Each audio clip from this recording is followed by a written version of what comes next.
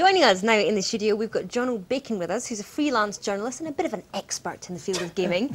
Now, you've been very lucky because you've managed to get your hands on a new console, the GP2X. Yeah. Tell us all about it. Well, it's a slightly different type of games console. Like, most of us have got either a PSP or a DS or something like that. Whereas with the GP2X, it's a games console really designed so people can make their own games for it. Because if you are so inclined to write code and do that sort of thing, then you can't really do anything with the PSP or the DS unless you've got lots of money. So the GP2X allows you to do that. And it's not just games, is it? It will also enable you to play other programs on there as well, maybe business applications, but also movies as well. Is that right? It allows you to watch movies and listen to MP3s, and you can play some emulated games on there. And there's lots of little bits and pieces that it can do. And it's slightly different in the fact that it's got a lot more expansibility than typical consoles. You know, you buy it and you can do a lot. You can plug stuff into it. You can do a lot more with it. I mean, is this going to be commercially, you know, acceptable? Are people going to start making games for it and putting them on the shelves in, you know, your local game or your HMV or something? Well, that's the big question. I mean, the GP32 apparently sold something like 30,000 units, and it was very much kind of. When I first saw it, I got the impression it was very much a garage sort of thing. People were making it in their garage and selling them. Whereas with the GP... Sounds like sticky back plastic, couple of toilet rolls. The Blue Peter approach to games consoles. But with this, it seems a much more professional kind of operation.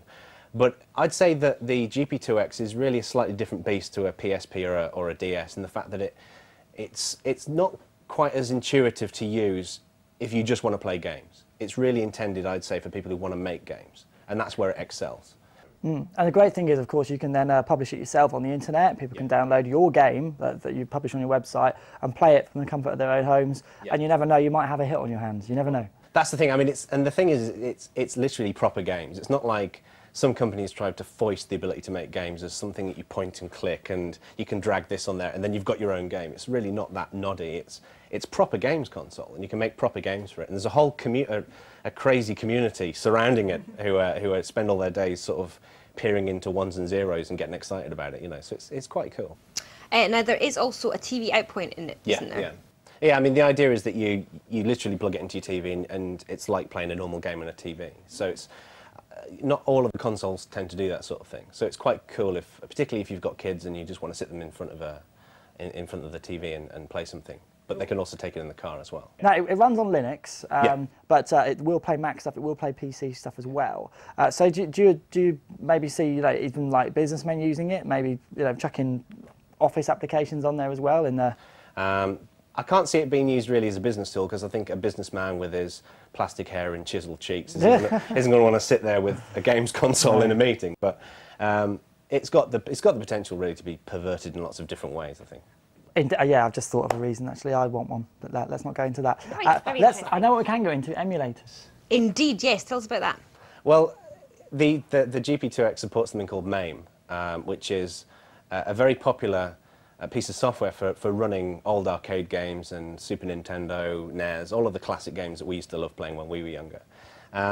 Obviously, you need to officially, legally, you need to make sure you own the game itself. Absolutely, yeah. It's worth saying that. We're not going to pretend it doesn't happen. People do download ROMs and play them on emulators. But guys, you do need officially to say if you play in Shinobi on your Mega Drive, you need a Mega Drive and Shinobi. If you've got that, then there's nothing to stop you downloading the ROM and playing it on your GP2X.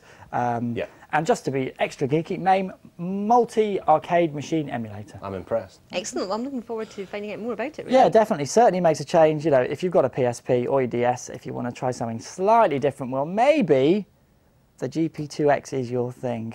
Jono, thank you very much for talking to us. Cheers. Cheers.